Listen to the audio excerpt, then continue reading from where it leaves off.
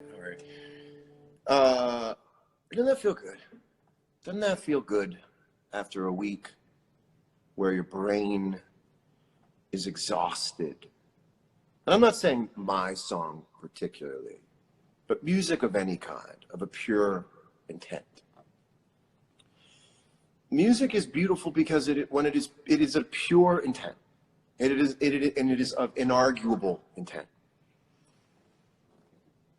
And so much of your life and our lives have to do with decoding intention of what we hear. So we're tasked with so many jobs at the same time. Listen to what someone's saying, decode what their intention is, decide whether they're telling the truth or not, and develop a response. And everybody is tired. And I'm being dead serious. Part of me wanting to do this show is to bring people back to a more sort of human tradition of hearing someone talk, believing what they're saying, being put at ease, made to feel okay, made to feel like, all right, it's okay. And it is okay because it has to be okay. So if someone says it's okay and you say it's not okay, I worry about that. You have to work backwards from the fact that you are alive. You are going to be here for a while, and it has to be okay. And even if it's shitty, you have to find a way to make the answer that everything's going to be okay. And that's a long week. That's a long week. This week put everybody in a courtroom. People who aren't used to it, people who aren't prepared for it. Listen to someone talk. Decode what their intentions are. Therefore, while you listen to them, try to reverse engineer what their level of defensiveness is and what they have to hide and what they're trying to snake out of. And specious argument, you know. The world right now is completely full of shit. It would be one thing if we were full of shit too, but we're not. And the sickness and the sadness that you feel is from the disconnect between the world itself in this current incarnation being completely full of shit. And because you're not full of shit, hey, CM Punk, you really better relax. Because you're not full of shit, your brain gets an illness to it. It's an overall illness to living in a world that has so much intellectual, spiritual, and emotional interference. That's not who we are. And part of me believes that perhaps the world stage is too big a stage to dance on for us, these little, tiny, simple people who want acceptance, who want admiration in one way or another, who want to be invited to the party. We want, the bare essentials have been overlooked. We want company. We want encouragement. We want to feel like the ride is worth it. And the ride is worth it. The current version of laying out the ride might be a bit too steep. And I don't want to step on anyone else's idea of what the world is supposed to be, and certainly assign yourself to whatever role you feel like that has to be. However, you really are going against the grain of a lot of biology in thinking that the human brain and heart can withstand that many hours per week of cognitive dissonance. When someone says something and you don't believe it to be true, while they are talking, their speech takes 4 times as much energy out of you as somebody you believe is telling the truth. With that, I want to send you on your way for the week with pure of heart. Set aside some time to live small, to live in your town, to live in your house, to live in your place of work. Set aside some time to see the world through a slightly smaller aperture, because you deserve the happiness that that should bring. And a lot of people on this are younger than I am. And I have had my 20s and 30s and had mostly a lovely time. I just don't like the idea that something in the world could change that would rob people in their 20s and 30s of a kind of deserved, there's an existence owed to you of happiness. And so set aside some time to be truthful and kind, and perhaps at the expense of there being just a smaller sample of the world you pull in. Just pull in a smaller sample of the world, the one around you. The world around you is beautiful. The world that's downloaded from the big mother brain in the sky, as contributed by millions of people creating this coding, that's tiring. And we all have to live in there, but let's live outside the matrix as well. I'm speaking to you about all of this in front of a wall of stuffed animals and some science fair foam board, but I mean it from the heart. I love you dearly. I will come to Brazil. We'll see you again in a week, well, 2 weeks from now, because we're off next week. we are off next week. It's just me. I stood around in my house and duct taped this stuff together. This is an ironing board. God bless you. I love you. Have a great week. Goodbye. Well, thank you so much for watching. I hope that you have a wonderful week. I hope that you're not too banged up. And something a little more introspective. If you're like me, yeah, the calendar can be stressful. Something we have to do 8.5 days from now can affect our mood today. I don't like having a gun on an airplane anywhere within 30 days of waking up in my own bed. You know what I mean? Yes. So something I have to do 7 days from now can bum me out today. But then I learned something. I learned that I do this with my hands. I rested on a gut that's not there yet, but that's half built.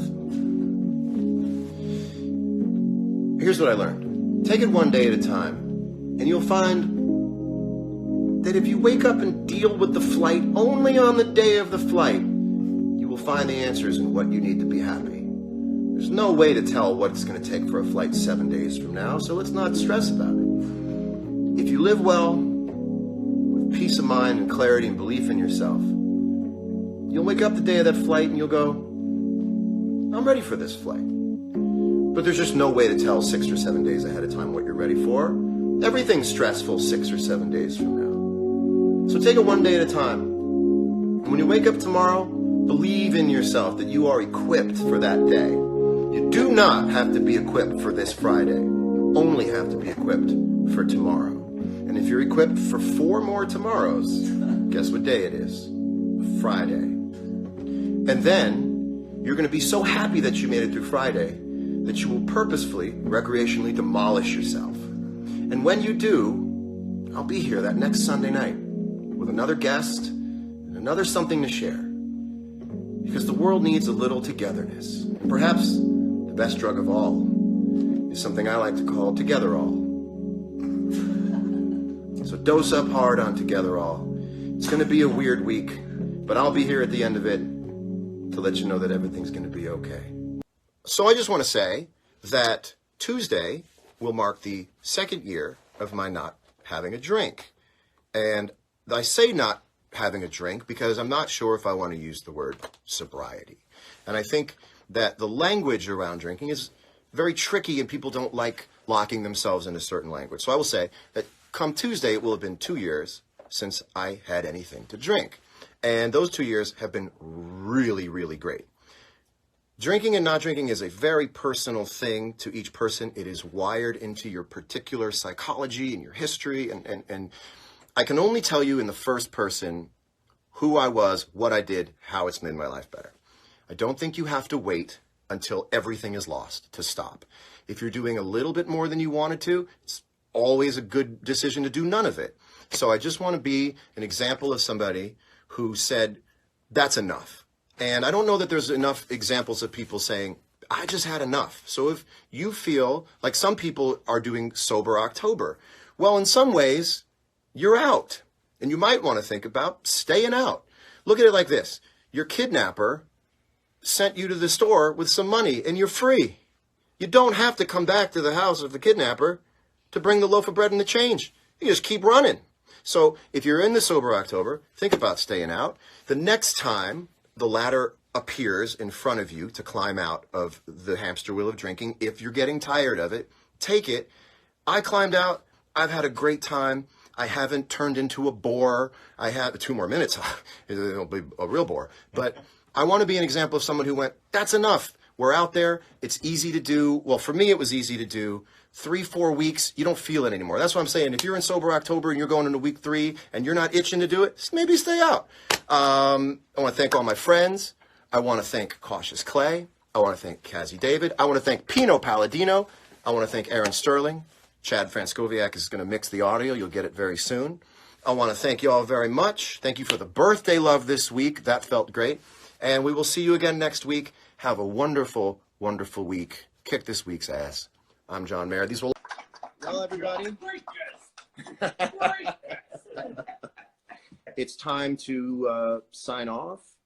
But there's something I'd like to leave you with. It's a thought that I want you to take through the rest of the week and maybe beyond.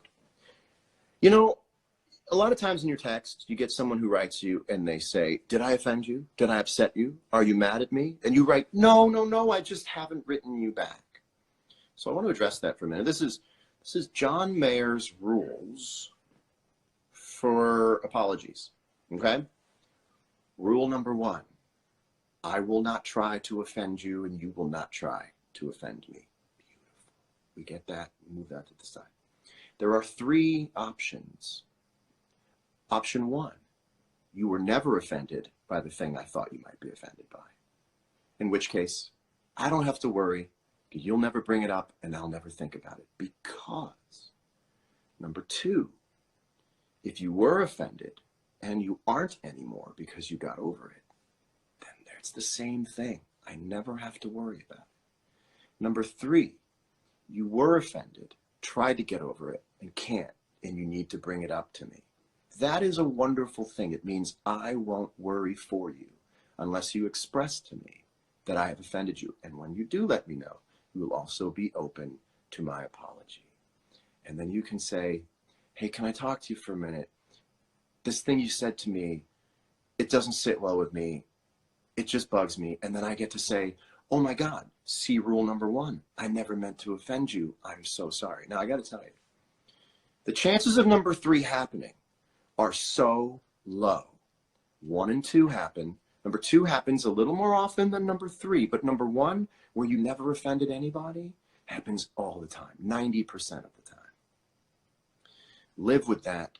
Enjoy the fact that no news is good news when it comes to offending your friends. Now, we'll get to that in the larger world later on. That's years from now. But let's get it in our personal lives, where if I don't hear from you that you were upset, I'm just going to boogie on and assume everything is fine.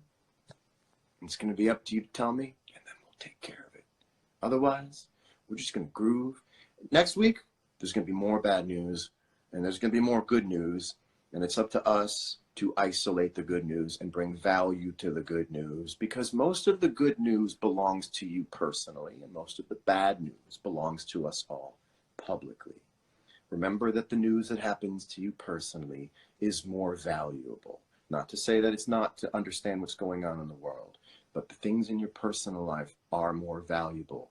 You can touch them and affect them and bring change about them much faster than you can with the world. You've got to figure out how to do both, but let's put a little more into our personal lives and find the happiness there. Bob Saget found happiness through his relationship and joy through his marriage. I find happiness through this show with you guys. I hope you guys find a lovely, lovely week ahead of you. I love you dearly. My thanks to Gerard Chacroun once again, Bob Saget, the great show guy off there in the corner, Jordan Rubin, BJ Novak, the camera guys who are really just standing behind iPhones. That seems like a sweet gig to me. Or can I get that one? I love you dearly. I'm John Mayer, signing off. Have an awesome week. Yeah. So I just want to tell you that this holiday season, don't try to go 3 for 3. I'm talking about Thanksgiving, Christmas or Hanukkah, and New Year's. Believing that you can go 3 for 3 with 3 fantastic events in 2 months, is a fool's pursuit. 1 for 3 would be lovely. I have spent so many Thanksgivings not at home. I have spent Thanksgivings in clubs. I have spent Thanksgivings in the house of strangers on tour. And this is true. I know that I make this face when I tell jokes or lie. Not lie, but you know. I spent Christmas a few years ago at a Dunkin' Donuts. The only place I was open on at Christmas where I was from. And you get through it. And Christmas was okay because Thanksgiving was cool. And if Christmas and Thanksgiving were cool, you go for the third. You go for a good New Year's. But the idea you're going 3 for 3 this year, a little bit far-fetched, you know. I am doing Thanksgiving away from family, but I'll try and do Christmas with family. And, I mean, I will do Christmas with family. I think this was me committing to it. And New Year's is going to be mellow. And happiness doesn't have a schedule. So the idea of scheduling your happiness, scheduling the waves of up and down in your life so that they land on one of the big 3, it doesn't happen. Take it from me. I have spent a lot of holidays in places that weren't ideal, and you just don't have to win them all. But that said, I certainly hope you do win them. And if you can't be with family, hope you can be with friends. And if you can't be with friends, well, look into yourself. I mean, not now, but anyway, point is, loneliness is a part of the whole thing. You can't expect to be 100% of the time. I'm not. I have a good time being lonely. Sometimes I write that I'm lonely on Instagram, and people write to me and they go, please don't be, please don't be, please don't be. Loneliness is its own thing, you know? You kind of jam through it. Some of us have 2 of each holiday, and it's impossible to enjoy 5 to 7 holidays in 2 months. Well, Mr. Holiday Machine over here has split the atom and created 6 more holidays. My goodness, I didn't know you were in a John Hughes film. This is unbelievable. You're going 6 for 9 this year, and you're still bummed out. Anyway, it's going to be fine because I'll be here. Not next week. I'm going to disappear. And I'll see you a week after that. And Tank Sinatra, so many families to see. Well, you know, I have a lot to say about that. To each his own, and then their own, and their own, and their own. Hope that I've kept you company tonight.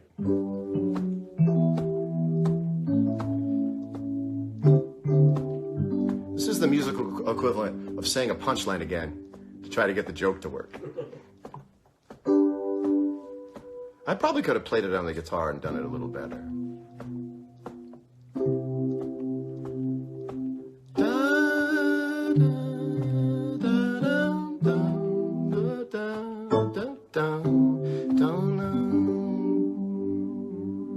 Have a wonderful week.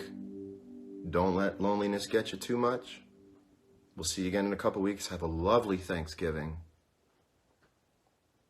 And sleep well. I'm living lonely. Living lonely. But you know, I have my final thoughts written somewhere here. Nope, that's a recipe. Well, look, I'm going to speak from the heart here. You know, we all want 2019 to be good to us, but I think we're all a little responsible for being good to 2019. Yes, nice. Thanks, guys. I think we've got to use our words to be more sincere. Let's not use feigned anger as a behavioral preset when we communicate. Let's build a fence of love and joy around those that we know in our personal lives, and leave those we don't out in the cold. A comment online from someone who looks to be someone we know in a room should not affect us the same way that someone in a room with us is. People we love and the people that love us have a world of forgiveness to give us in little tiny doses all the time when we speak. We speak from the heart to our friends and our loved ones with the tacit understanding that we mean well. And if you don't know that, if you don't trust that someone means well, then alarms are going to be flaring all the time. So in 2019, Let's remember who our real friends are and love them to pieces. And those we don't know, well, let them blow away like the cold winter snow outside my childhood bedroom. Have a lovely Christmas. Have a lovely holiday. Have a beautiful New Year's Eve. We'll see you again next year on Current Mood. God bless you.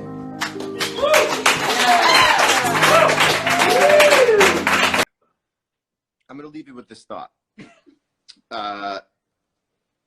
One of the most important things in my life, when it comes to making it, keeping it going, I was thinking about the other day, is recommitment. And everyone talks about commitment, and we're very on and off about it. We try to commit to a diet, we try to commit to a thing, and then we give up, or we have a bad day, and we go, that blew all that.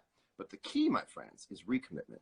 So even if you were great all week in something, no matter what it was, you're writing a book, or you're working on a diet, or whatever the thing is, and Saturday and Sunday, you slip and you go, I screwed that up. Nope. You still have 5 good days out of 7. You recommit on a Monday, you catch 5 more. So you go 5 steps forwards, 2 steps back. Sometimes you go 7 steps forward and 4 steps back, but you still have the 3. And if you keep building like that with recommitment, that's how you travel. A jellyfish goes like this, back and forward, back and forward. And if you go forward more than you go back, you're going forward. So whatever it is you're doing, and this comes at the right time, because this is around the time where New Year's resolutions start to fail completely. Whatever your New Year's resolution was, just recommit. It's very easy to do. I'm sure you probably have 2 weeks of something before you gave it up. Those 2 weeks are still there. Build off of those and keep going and going and going. Quit for a week, go for 3 weeks. Quit for a day, go for 5 days. You are moving forward if you recommit. I'm doing it again. I had so much veal parmesan last night, it was insane. Now, does that end the diet? No. You start again tomorrow, add some more days to the thing. And even if your stomach goes like this, it's moving in. It's moving in. It really amounts to how zoomed in on your own graph are you. And you got to zoom out, and you'll see you're getting somewhere. A little bit of that. So recommit to whatever it is you're doing. Have a lovely week. I love you dearly. Okay, well, listen. I was here to keep you company. We'll stay on another couple minutes. This is what I call a soft landing. I don't want to just hang up the phone either. Are you like me when you're talking to someone on the phone and they go, well, all right, I'll tell you. You go, hey, you got to give me a 2-minute warning. I need a soft landing. That's what I said. I don't think I could ever date somebody who said, I don't think I could ever date somebody, but I also don't think I could ever date somebody who said, well, okay, I'm going to bed. Have a good night. Bye. I go, tut. I need a 10-minute warning. I need a 7-minute warning, a 5-minute warning, and then a minute warning all the way to 3 minutes, and a 30-second warning from 3 down to 0, and then I need bonus time. And if you say I love you, and I decide that wasn't enough, well, then I need a bonus I love you. And when I ask for a bonus I love you, it better sound like I expect it to, or we're going to have trouble. And that's me in a nutshell. Yep. Well, all right. Did anybody relate to that? I certainly hope you related to that. You know? Why don't I just fax you over a script and you can read it to me, and then I'll have my way, and then I'll be fine. Everything I want you to say, when I want you to say it, how I want you to say it. Wouldn't life be peachy? Wouldn't you ever say to somebody a really sweet thing you've been waiting to say to them all day, and they misinterpret it as they're allowed to do? And you're just like, that's not what you're supposed to say to the thing that I said. Or the thing that I said, you were supposed to go, oh my God, that's beautiful.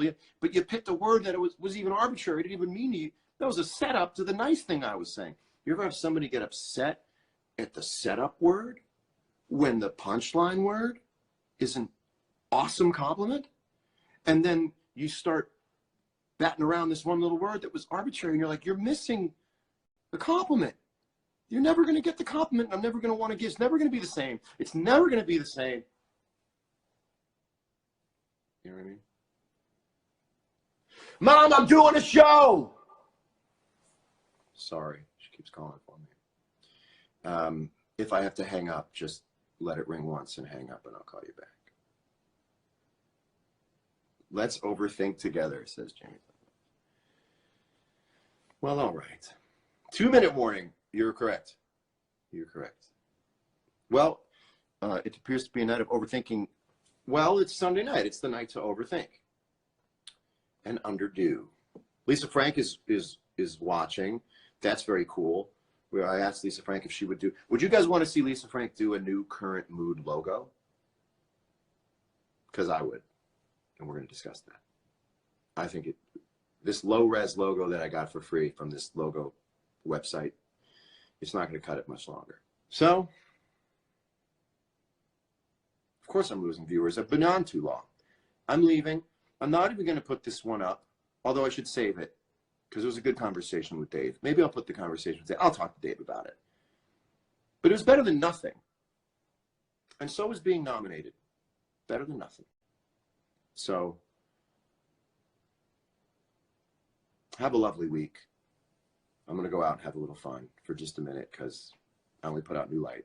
I can't just go running around going, hey, me too. I just wrote one song last year. But this year, I'm writing a few more. I have a song coming out February 22nd. So you waited and you got something. I have a song called I Guess I Just Feel Like coming out February 22nd. Just a little thing at the end. Love you guys. See you again next week when we have a real show. This was our secret.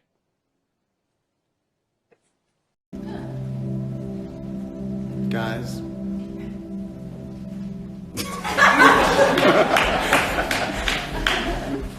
I want to tell you that it's pretty goofy building a Vanity Fair red carpet in your house.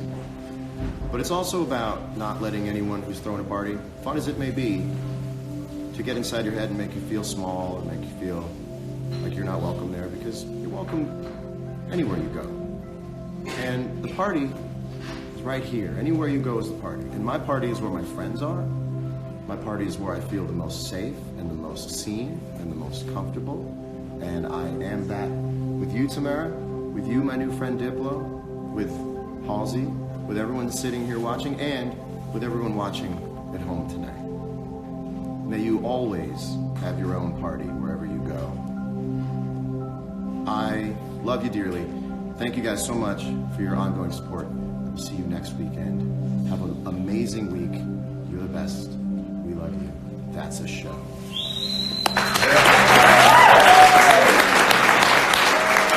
And we will see you again soon.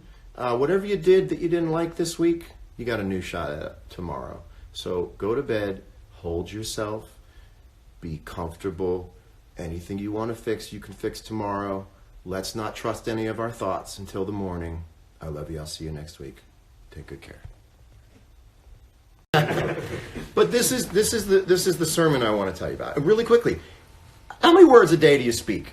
How many words a day have you thought through?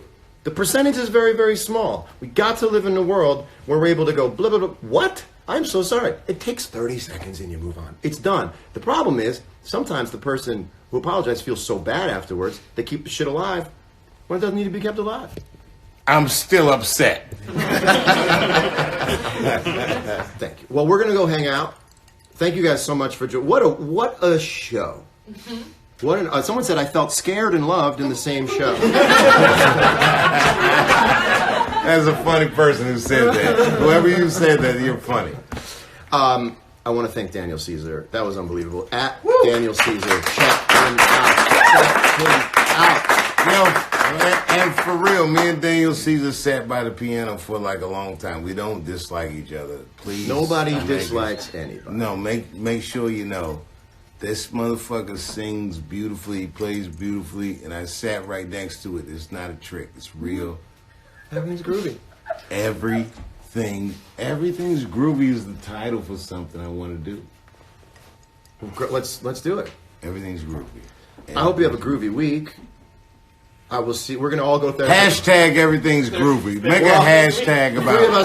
I don't know how the internet works, but every time someone says a bar, they say hashtag. And so hashtag everything's groovy because that's the vibe. Everything is okay. Yeah, everything's okay. Ladies and gentlemen, Americans, we love you. No matter what you believe. Everything's groovy. Good night, everybody.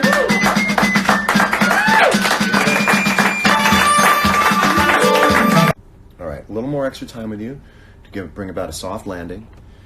Guys, I tried my best tonight. Normally when I'm home, I have resources. I have someone I make crazy, and I send her out to art stores and hardware stores to get things that I have in mind last minute. I don't have that here. I have only love in my heart for you. And I hope you have a great week. I love you. I'll be seeing more of you soon. We're playing Brisbane tonight. If you're in Brisbane, low ticket warning. I don't know how I feel about the low ticket warning. Oh my goodness. Thank you for telling me there's a low ticket warning. I almost went. Favorite thing to do on the MPC. I can actually make songs really fast on the MPC now. So I can give someone a song in a co-write situation that sounds like a song really fast, which is good. This is great. Grey Skull Warrior wrote, "Thanks, John. Enjoy Australia." Which is just speaking for everyone, saying, hey, on behalf of 14.6 thousand other people, well, we gotta go. I'm gonna let you go. Remember when people on the phone would say, well, I'm gonna let you go? That's at least one thing we don't have to deal with anymore with the phone. Well, I'm gonna let you go. Oh, thank you. No, I'm gonna let you go. Hey, can we talk over here for a minute? One of these days, the Can We Talk for Here is gonna be like, everything's fine. I'm gonna let you go. Okay, I gotta go. I love you. I'll see you soon. Don't tell anyone about this. Tell everybody that we had an incredible musical guest. Just, I don't know. And favorite Bill Evans album is the cheat is that you go with the complete Live at the Village Vanguard sessions and then you get all of the songs you want. Okay, bye. I love you. Bye. Have a great week. Freak out if you want to freak out. Take it one day at a time. Let each moment come and go. The good moments come and go, and that's a bad thing. The bad moments come and go, and that's a good thing. It all evens out. Don't try to be 100% the whole time. Don't try to be a hero. Don't use chemicals to take loans for feeling good. Never a good deal. Go easy on yourself. Have a great week. Do one day at a time. And I don't think I'll see you next week. Although I technically could if I wanted to, or I'll let you know. But I want to have a big current mood show when I get home. It's time to have a big, impersonal, star-studded current mood. Take some of the pressure off me. You guys make me really happy every week. I hope I make you happy. And PJs in the HK, pajamas in Hong Kong. You got to watch the way you say Hong Kong. There's only one way to say Hong Kong. There's like, you say Hong Kong like it's written on a map, it's racist.